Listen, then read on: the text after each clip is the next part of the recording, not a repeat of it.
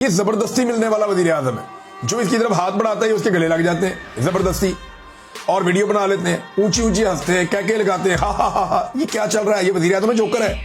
क्यों आपने पाकिस्तान के साथ ऐसा मजाक किया? और वो कॉन्फिडेंस ही नहीं है। वो यानी जो इमरान खान का एक ऑरा था, जो इमरान खान का एक कद था, जो इमरान खान दिखता था, जैसे वो लोगों को मिलता था, जैसे लोग उसे प्रोटोकॉल देते थे, अब उस एहसास कमतरी से निकलने के लिए होची हरकतें की जा रही हैं।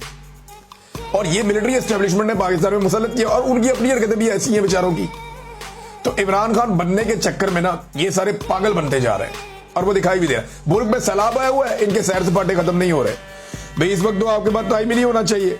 सैलाब में फंसे हुए लोगों का ख्याल रखने के अलावा आपके पास करने के लिए कोई काम और होना ही नहीं चाहिए। लेकिन देखें ना, जो लोग तनकीद करते हैं, जो मीडिया दिखाता है कि जनाब ये देखें ये क्या हो रहा है, ये देखें ये क्या हो रहा है, ये देखें हुकूमत कश्तियां नहीं पहुंचा पा रही, ये देखें हुकूमत अवाम को खाना नहीं दे पा रही।